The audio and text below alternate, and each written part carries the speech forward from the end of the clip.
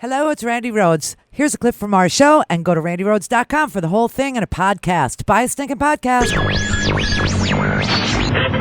Mary had a little man. The fall.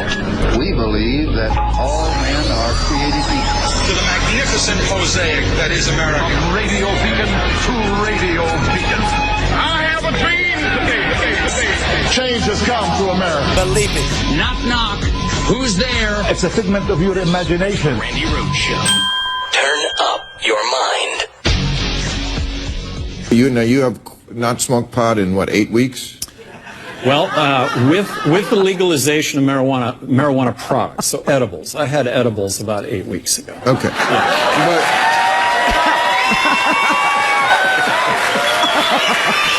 But you have said, and I think this is prudent, that even though you do enjoy marijuana, when you're in office, you won't, because, the 3 a.m. call. It's a 24/7 job, right? And actually running for president is a 24/7 job. So, so what's that like, not being high?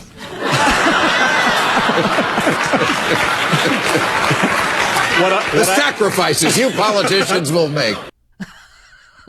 Poor Gary Johnson. Oh, he just blew it today. Oh, but he could still be a Trump advisor. He is that out of it. Did you see that this morning? Did you see? Oh, man. You didn't? Oh, man. Gary Johnson. Poor Gary Johnson, the Libertarian candidate for the presidency, was coming up on 10% of the polling. He needed 15% in 5 different polls to make it on the debate stage, and it just looks like he blew it this morning. Doesn't look like he's going to be. That's the good news, I guess, is he won't be in the debate. The bad news is he won't be in the debate. But to pot smokers, that makes sense. So Gary Johnson's going to go back to watching Adult Swim and the Cartoon Channel because this morning he was asked on Morning Joe, the newsier of the news morning shows, right? The newsier of the, because Matt Lauer, oh my God, I got to, I don't even know what to say. When I was watching the Commander-in-Chief thing last night, the forum, Commander-in-Chief forum, doesn't that sound like a condom? I don't know why, it just does. Forum, like the Commander-in-Chief is what you want. Get the Forum brand. I don't know. And it really was, it was a prophylactic for Donald Trump. I mean, there was no fault. But, so I was watching it and I thought, what's wrong with Matt Lauer? I don't understand. I mean, here he is, a morning entertainer, and he can't handle a political debate with the 2 presidential candidates. I mean, he's an entertainer. He should be able to do that.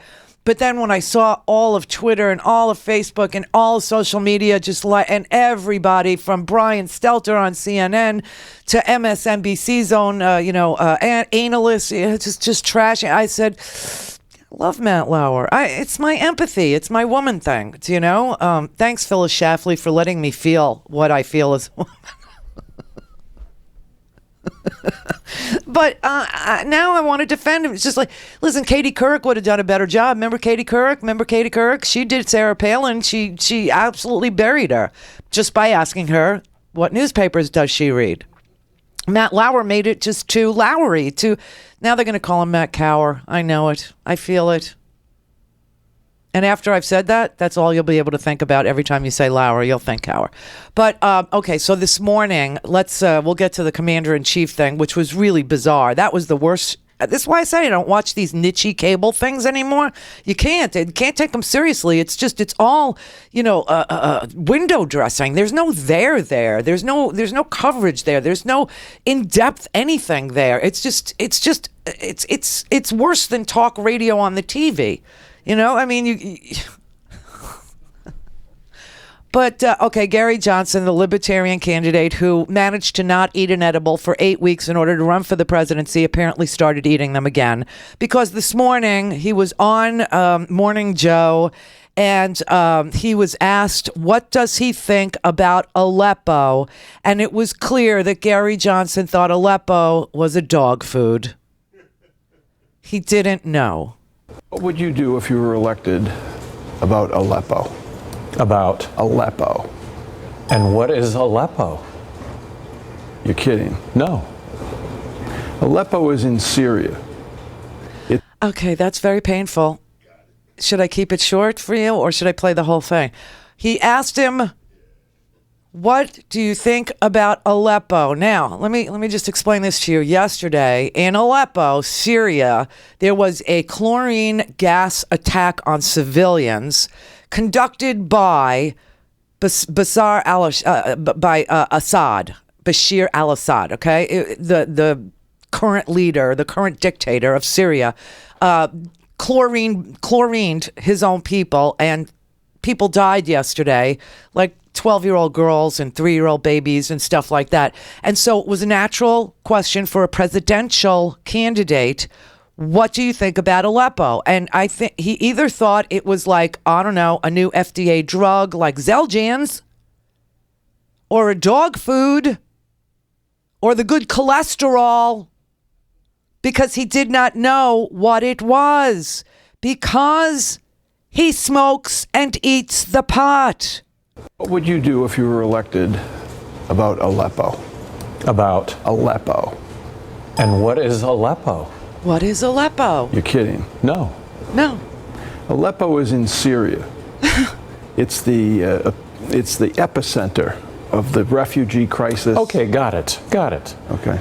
Well, with regard to Syria, I do think that it's a mess. It's a mess. I think that the only way that we deal with Syria is to join hands with Russia to diplomatically bring that at an end. But when we've aligned ourselves with, when we've supported the opposition, the Free Syrian Army is also coupled with the Islamists, and then the fact that we're also supporting the Kurds, and it's just a mess, and that this is the result of regime change that we end up supporting, and inevitably these regime changes have led to a less safe world.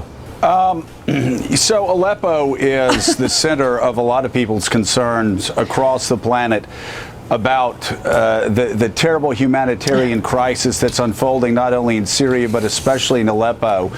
You asked, what is Aleppo? Do you really think that foreign policy is so insignificant that somebody running for president of the United States shouldn't even know what Aleppo is, where Aleppo is, why Aleppo is so important? Well, no, I do understand Aleppo, and I understand the crisis that is going on. But when we involve ourselves militarily, when we involve ourselves in these humanitarian issues, we end up with a situation that in most cases is not better, and in many cases ends up being worse. He thinks Aleppo is a diabetes medication. I'm pretty sure. I'm pretty sure. He really does not know anything about Syria and Russia and how they've teamed up together. And that is what's going on. That's why the Syrian civil war, which has been underway for 6 years, he's had plenty of time to sober up and learn, especially if he's going to run for president. I will say, Jessica said to me this morning, but Aunt Randy, I don't know what Aleppo is. I said, you're not running for president. Good point. Good point there, Aunt Randy. Good point you got. Yeah.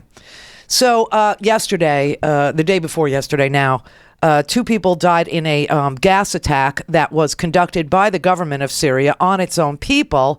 It was carried out by the government forces in the rebel-held parts of Aleppo, which is not Cosentyx, okay? It's not a medication. And I don't know why they give like all these medications these wacky names now, but it's like really every time I see a new one, I'm like, really, am I ready for Victoza? And apparently the whole United States has the diabetes, okay? And we're all injecting ourselves with something or other. But he's eating edibles, and it was perfectly obvious because, you know, the Russians have teamed up. Putin is supporting Bashar al-Assad. Putin loves Bashar al-Assad because Putin's an authoritarian, and so is Bashar al-Assad, and so is Donald Trump, and that's why they love each other. They are the trifecta of demagogues. Except Donald Trump's got some sexual perversion thrown in there too. That was the most sickening part of the whole thing last night was his tweet about rape in the military. Oh, I'll get there. But yeah, I mean, when you look at Russia, Russia has the United States broker, just so you know, going into foreign policy, which is, we only have 61 days left. And foreign policy is what the president does. The president does not spend any money. Remember, the president can't spend a nickel without Congress. President can't pass any laws. Congress does that.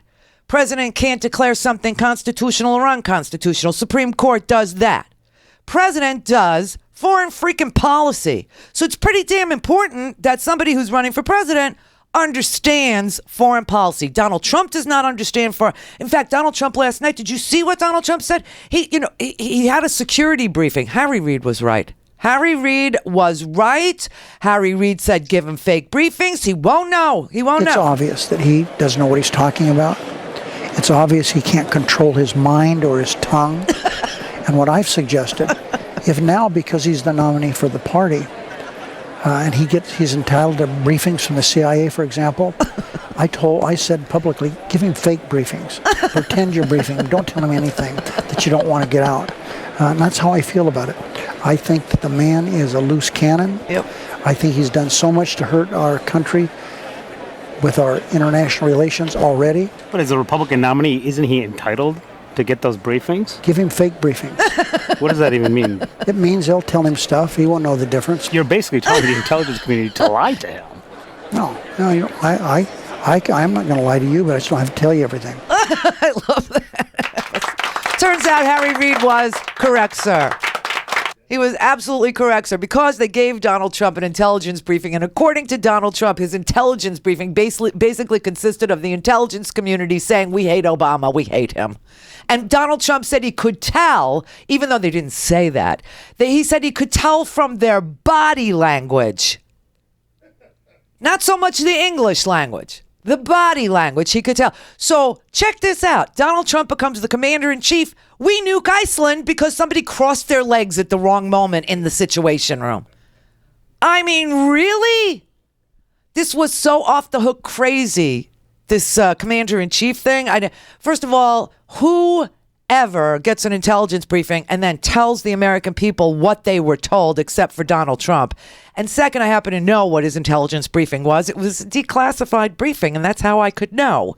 And it was all about the formation of ISIS, how it came to be, and that dismantling the Iraqi army was the reason, and how it was born in the prisons of Iraq, and how it was a result of Abu Ghraib and Camp Bucca and shooting into the prison where people were in cages and couldn't get out, and how it radicalized these people, and how we let them go, and how they went and joined the disbanded Iraqi military, which was the brilliant brainchild of Donald Rumsfeld, the poet. You can only know what you know. You can't know what you don't know. And there are known knowns and there are unknown unknowns. You don't know what you don't know, but you do know what you don't know. The poetry of D.H. Rumsfeld, everybody. Yes, our former defense minister. And we had a viceroy there, too. L. Paul Bremer, the viceroy of Iraq. When does America have viceroys? This was such a debacle, such a disaster. And you know what Bush did? Bush did exactly what Donald Trump wants to do. Bush fired all the generals. I don't know if anybody remembers this. You had Anthony Zinni, who said, you're going to need 600,000 troops in Iraq. That's what you're going to need. And he said, you're fired. And then we had General Eric Shinseki, who he fired too, and then he put him in charge of the VA, where we had this massive VA scandal. Shinseki had to resign when Obama became president because Shinseki was, not up to the task. And now Donald Trump is sitting there last night calling our current generals losers. They're losers. Meanwhile, you read in The Guardian, not that our newspapers will actually report anything, but you see in The Guardian today, losing ground, fighters and morale. It's all over for ISIS. But Donald Trump would fire these generals and hire his tailhook generals, the ones who oversaw the molestation of 83 women in Las Vegas in 1991. And he's pro-rape. What did you expect, he says? Oh, my God. For a commercial-free, on-demand, whenever, wherever listening experience, visit randyrhodes.com for your personal premium podcast today.